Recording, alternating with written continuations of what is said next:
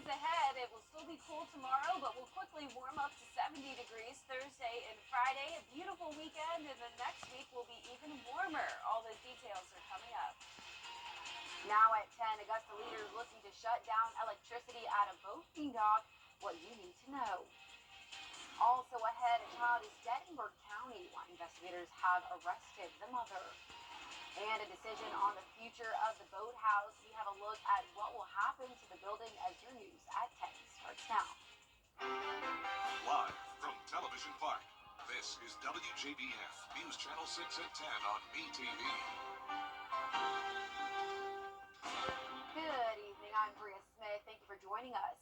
Coverage you can count on begins tonight with Augusta leaders recommending to shut down electricity at the 5th Street Marina boating dock. Nikita Dennis is live in the Satellite News Center with the details. Nikita? Yeah, if this recommendation is approved by the Augusta Commission, people who dock at the marina will have to find a new location. Things may look a little different for dockers at the 5th Street Marina. I just wanted to let the public know that while there is a lot being circulated surrounding the Augusta Marina, staff is still reviewing and assessing documentation that has been received by our consultants. Once a final decision has been received, after full analysis has been taking place, we will make certain to make a recommendation to the commission. Dow's is recommending turning off the power at the marina to assess the property for maintenance. The owner tells me with over 35 boats docking daily, plus other attractions like the gift shop and 5th Street Bridge, it would change everything. Effectively, every boat on the marina will have to relocate to either Clark Hill or the coast. They wouldn't be able to stay here because there's no power. And without power, the bilge pumps wouldn't work. And in the summertime, you can't be on these boats because of the heat if you don't have air conditioning. They're hoping city leaders work to repair maintenance instead of shutting down electricity. The marina was put in 1994, so that was 29 years ago. And there was no plan to maintain the docks, the grounds here. And now, here it is where we need things fixed and we need regular maintenance to occur, and it's not going to happen. And they would rather, turn the water and electric off. Commissioners are expected to discuss the marina at the next meeting in 2 weeks. Live in the Satellite News Center, Nikita Dennis, WJBF News Channel 6. Time now for our first check at our forecast. Here's meteorologist Jennifer Chachi. Jenna, I was just outside and it's a little bit cold. Yeah, it's definitely still on the cold side, at least at night during the afternoon. So with all the sunshine we've had, here's a live look now at our Terry Lambert Hyundai Skyview Cam. It's a pretty clear night, a little bit of hazy skies, but overall not much going on tonight. High of 64 today, near average, but this morning we were well below average, low of 26 degrees. Very, very cold start to the day. And right now temperatures are in the upper 30s to low 40s. Augusta right at 40 degrees, 37 in Barnwell, Swainsboro at 41. Louisville, you're sitting at 42 and 43 in Waynesboro. Satellite radar not showing much going on across the CSRA. We are completely dry across the southeast with high pressure in control. We had this disturbance come through earlier with some clouds and a little bit of showers out to sea, but we will stay rain-free over the next couple of days with some very light winds. Winds are pretty calm at the moment, only up to around 4 miles per hour up in Wilkes County. So tomorrow morning, calm winds all morning long, temperatures right around the freezing mark, getting down to around 32 degrees. So definitely another cold one. Warmer temperatures are moving in though. We will still be on the cooler side tomorrow afternoon, but we'll quickly go all the way up to 70 degrees Thursday and Friday, along with some rain moving in Thursday night through Friday morning. And then we'll dry back out with lots of sunshine for the weekend. I'll have all the details on that coming up shortly, but back to you, Bria. Thank you, Jenna. An Allendale murder case is becoming the first federal hate crime trial based on gender. It started today in Columbia County. In Columbia, Daquan Ritter is accused of shooting Ernest Doe Jr. to death in 2019. Doe was born a man, but identified as a woman. Prosecutors accused Ritter of killing Doe once friends found out the two were having an intimate relationship. If convicted, he faces several life sentences. In Burke County, a woman is accused of killing her 1-year-old daughter. 34-year-old Alicia Stevens is charged with second-degree murder. Police say they were called out to a home on Winter Road yesterday. When they arrived, officers say they found the little girl unresponsive in 4 feet of water. Experts say there's a fine line between poor parenting and child neglect. So some of the things we look for with neglect are just improper disciplining, kids coming to school not wearing the appropriate weather clothes. We live in Georgia, so that's hard, but like if it's 30 degrees out and wearing short sleeves and shorts, a lot of times with neglect, we'll see kids hoarding food. Sheriff's Office investigators say the child was in a hole that was dug for a septic tank. Stevens is in the Burke County Detention Center. People in Barnwell say they are shocked after a teenager was found dead on Sunday afternoon. She was 9 months pregnant. Investigators say 17-year-old Malaysia Hogg disappeared on Valentine's Day. Her body was found 48 hours ago. Police have requested the SLED Special Victims Unit to help investigate the case. Family members say they are devastated by her death. The police didn't initially call me. Of course, it was rumors at first. But then when I finally confirmed that it was her, it just took me, because she was happy and ready to be a mama, and I don't understand how could someone take someone's life. An autopsy for Hogg is scheduled for tomorrow in Newberry. Several towns in Columbia County could soon become one. A recent feasibility study shows the consolidation and incorporation of Columbia County could be in everyone's best financial interest. Harlem and Grovetown would still be their own cities with their own local governments. Unincorporated areas like Evans, Appling, Martinez, Winfield, and Leah would become one city. If incorporated, the study states that the county could possibly collect more franchise fees, reduce the mileage rate, and alleviate the tax burden on residents, as well as receive more grants. We really feel like everything will remain the same operationally. We're not asking to change our board of commissioners. We're not asking to add any additional layers of government. We're not asking for any new positions. We're just simply looking at doing this as a possibility to increase the revenue streams. There will be many opportunities for residents to give feedback and ask questions about it. It's a chance, of course, for Augusta leaders. Last year, commissioners voted to demolish the building due to its condition. But now they have voted to repair the building instead. George Escala has the details.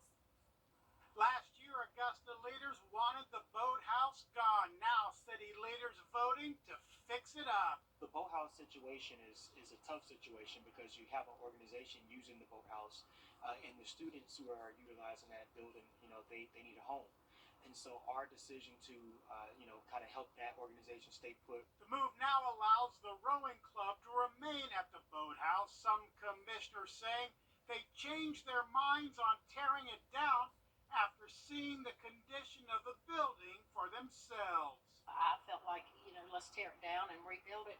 But after walking through there and talking with the rowing club and seeing what can be done, we definitely can go in there and put some money to fix it up. Some commissioners favored demolition last year in order to start over with a marquee boathouse facility on the river, and commissioners still see that as a viable option. I don't think we really need to piecemeal it, knock something off, allow somebody to stay there for a period of time, and then you have to come back and spend another $600,000 to tear the rest of it down. But the boathouse is staying in place, at least for now, as the city prepares to put big dollars into fixing it up. In Augusta, George Escala, WJBF, News Channel 6. Georgia, what faith leaders had to say on Capitol Hill. The details when your news continues. And a nice day tomorrow. It will be sunny and in the mid-60s. Then on Thursday, more clouds moving in, some evening showers, and warming up all the way to 70. I'll have a look at the full 10-day forecast when we return.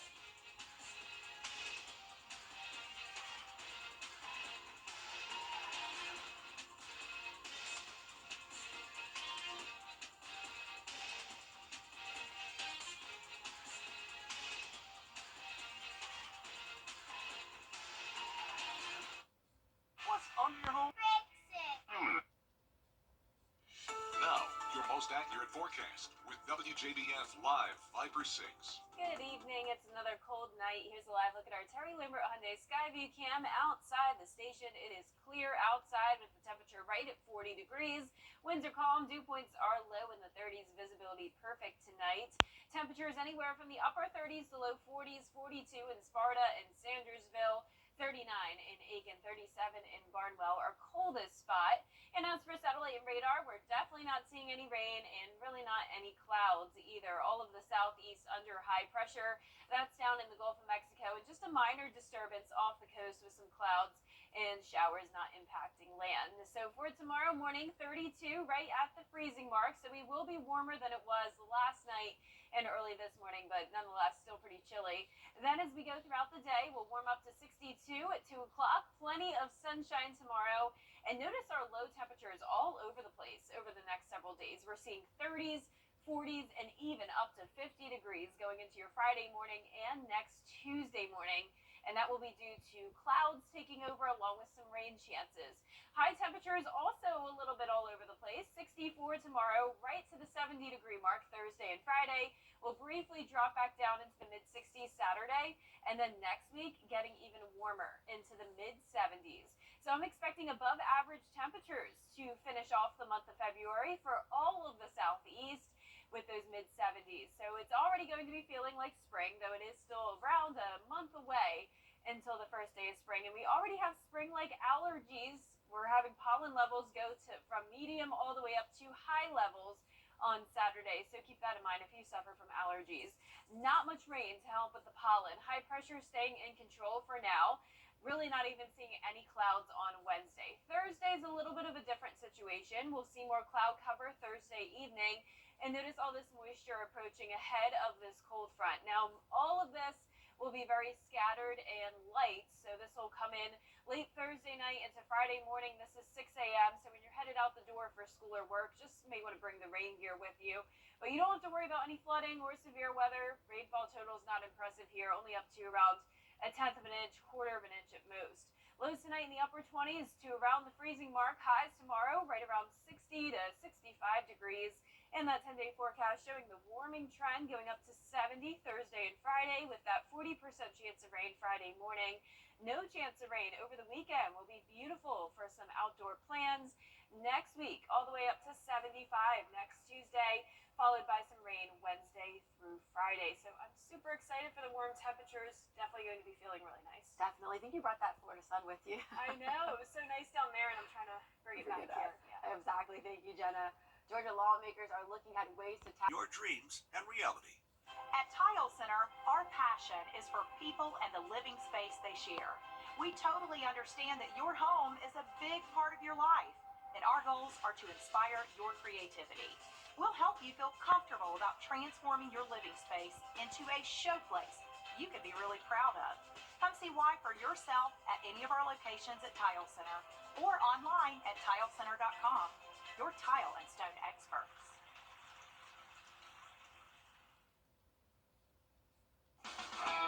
Now, WJBF sports coverage you can count on. Red Cross. And last but not least, a teen inspired to become a doctor after receiving surgery had the chance to return the favor to that doctor who operated on him. Curtis Jackson takes us to Texas with the story. As a teen, Jason Hoffman loved to play baseball.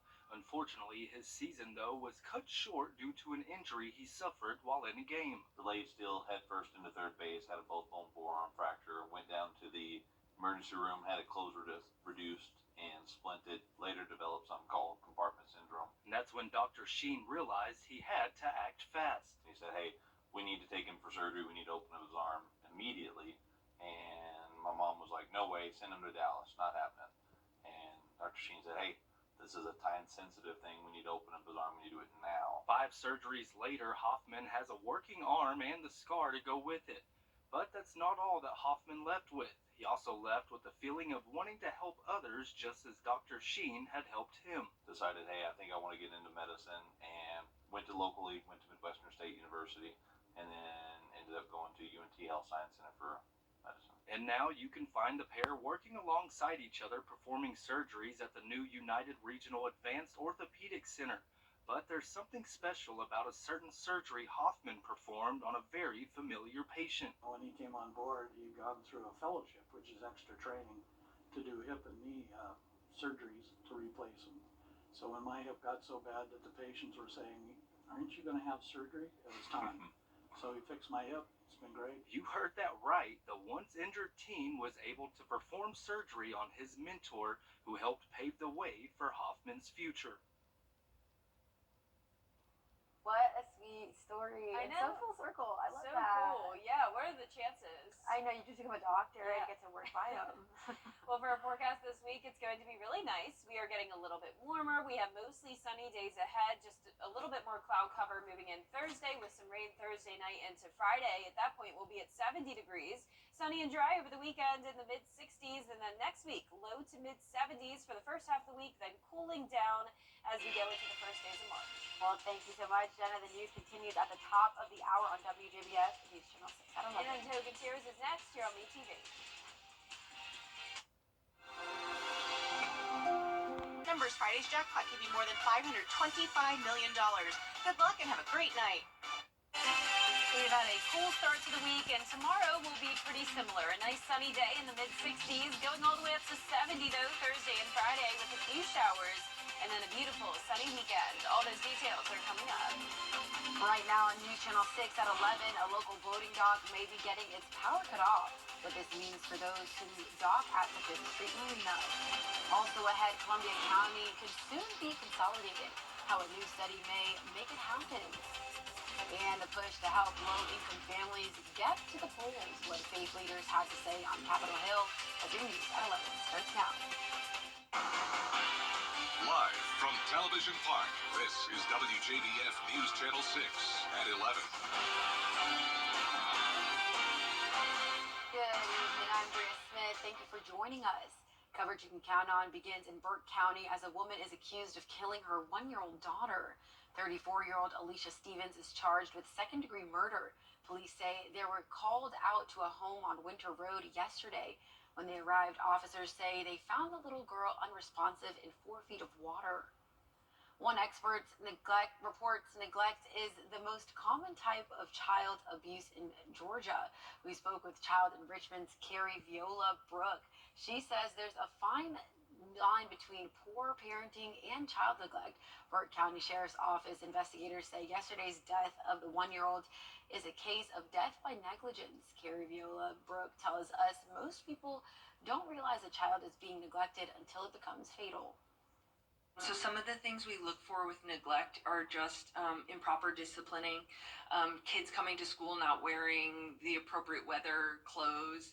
We live in Georgia, so that's hard, but like if it's 30 degrees out and wearing short sleeves and shorts, a lot of times with neglect we'll see kids hoarding food. The sheriff's office says the child was in a hole that was dug for a septic tank.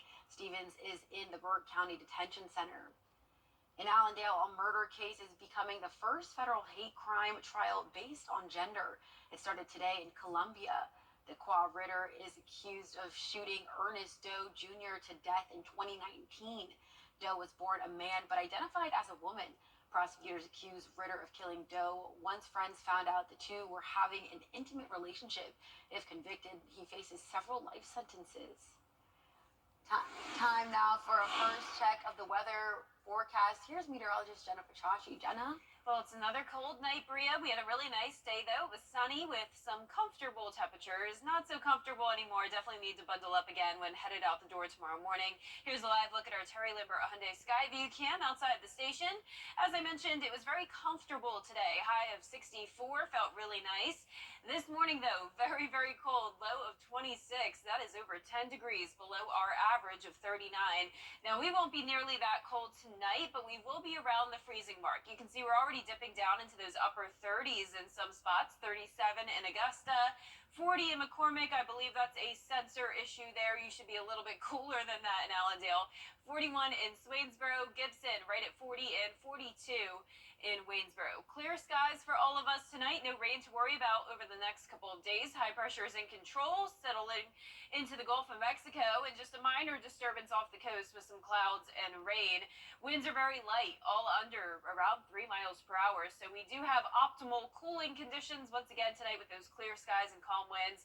As I mentioned, we'll get down to around the freezing mark around 6 and 7 o'clock in the morning. 36 and sunny at 8 a.m. So another cold one, but warmer temperatures are headed our way. We'll be making it all the way up to 70 degrees Thursday and Friday, along with some rain moving in Thursday night into early Friday morning.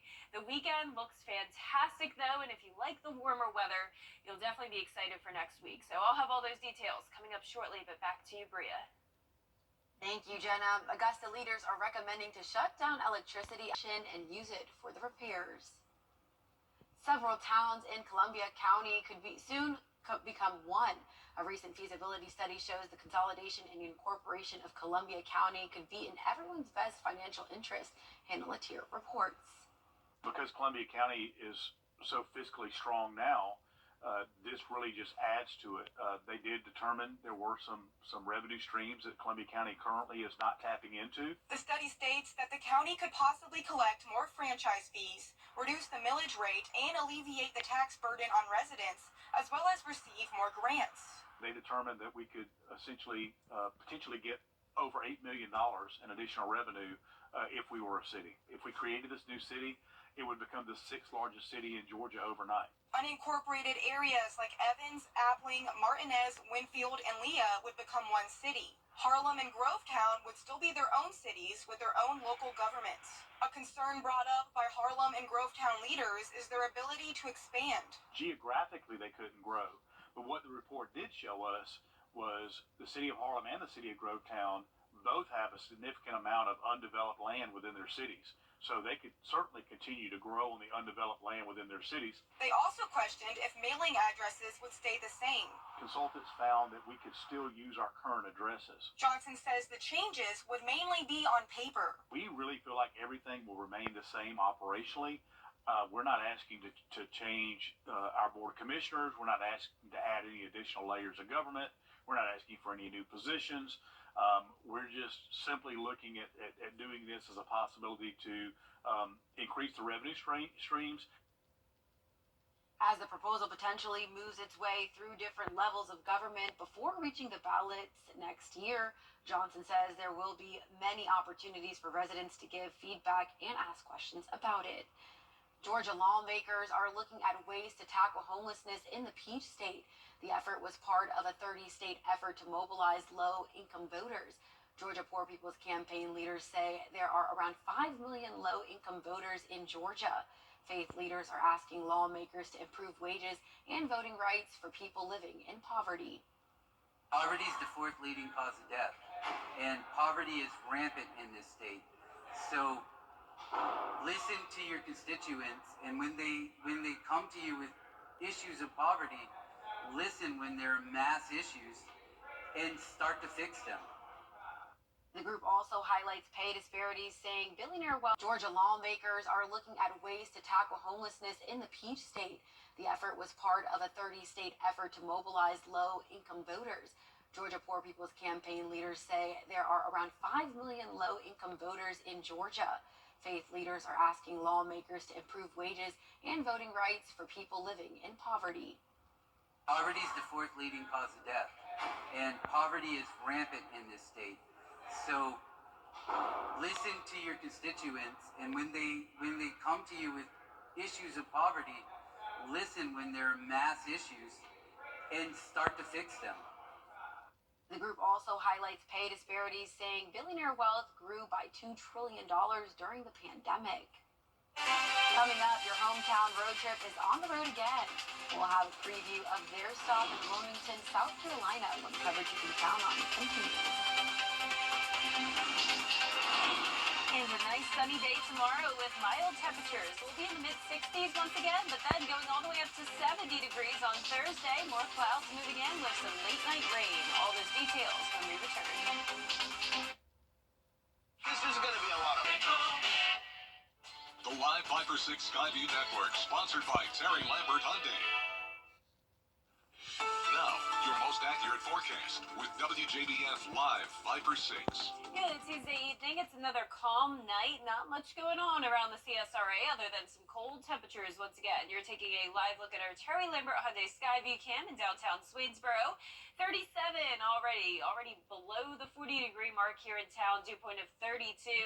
Winds are calm. So some of us still in the 40s in our western counties. We're seeing 41 in Washington, 42 in Wrightsville, 40 in Gibson, only 36 in Aiken. McCormick just dropped to 37, 38 in Bamberg. And across satellite radar, really not seeing any activity. We are clear, no rain for the southeast, just some showers off the coast of South Carolina and North Carolina. But high pressure will keep us nice and sunny once again tomorrow. It'll be a beautiful day, starting out around the freezing mark. So definitely a cold start to the day, but feeling really nice in the afternoon.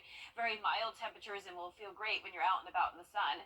Our low temperatures are kind of taking a roller coaster ride here. We're going from the 30s all the way up to 50 degrees for Friday morning. No need to bundle up then. Then we will dip back down to 35 over the weekend, and then 50 returns next Tuesday. So we got 30s, 40s, and 50s for you this week. And as for our highs, we are going from the mid-60s all the way up to 70 on Thursday and Friday.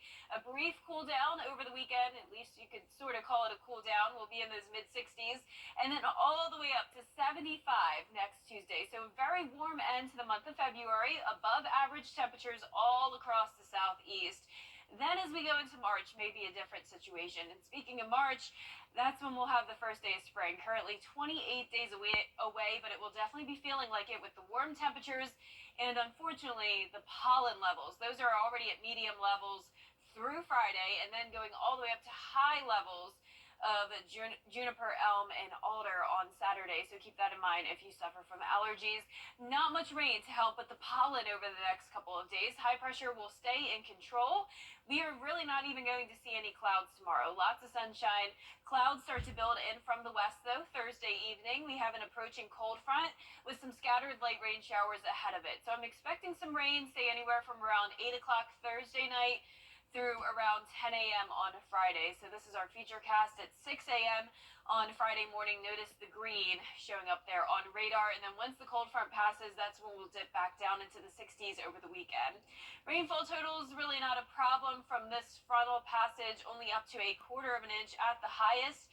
Most of us under 1/10 of an inch. Lows tonight, anywhere from the upper 20s through low 30s. And for tomorrow, we'll be around 60 degrees towards the north, a little bit warmer towards the south. All of us under 65 for tomorrow, but then we're going all the way up to 70 on Thursday and Friday with those rain chances, 40% chance for Friday morning. Over the weekend, no chance of rain, it will be sunny. And then next week, some rain chances and also some warmer temperatures, 72 on Monday, 75 on Tuesday, but then Bria, the warmth doesn't last forever. It does look like we'll be back down into the 60s for the month of March. Oh, well, I'm looking forward to the sun, even if it's just for a little bit. Yeah. I know that we'll start to warm up here soon. Thanks, Jenna. Yes, of course. In this week's episode of Your Hometown Road Trip, the crew goes to Willington, a small town with a big heart. The town's getting ready for its historic Willington Day event. This is the second year for the event, and News Channel 6's Brandon Dawson asked about people's reactions from last year. Well, we had between 150 and 200 Wow. and many of the people were amazed at what's here. They whiz through on this highway and don't even realize the treasures inside these buildings. Your Hometown Road Trip airs Wednesdays at 12:30 on News Channel 6. Each week, you can find them having a new adventure in the CSRA. Still ahead, we're just days away from the South Carolina GOP primary. We'll have the latest on the race to the White House after the break. But first, the winning numbers for tonight's South Carolina lottery are Pick 3, 0, 1, 3. And the Pick 4 winning numbers 2, 2, 9, 0, and Fireball is 8. Some people hear the /commercial savings. The Red Cross of Augusta would like to thank everyone who supported Dueling for Disaster Relief as we raised money and gathered for an evening of dinner, live auctions, and great music. Thank you for supporting your local Red Cross.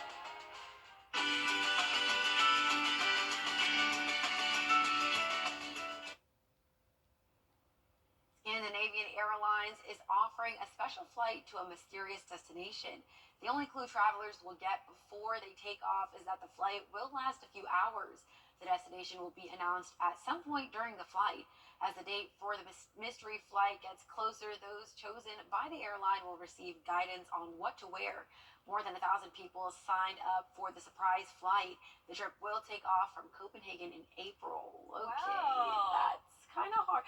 Two things that are scary. One, I need to know where I'm going. Two, I need to know what I'm wearing beforehand. Yeah, and also I guess they don't get a hotel, so they just have to like book one last second when they get there. Yeah, that's kind of Because weird. it's not saying the hotel is included, so I don't know.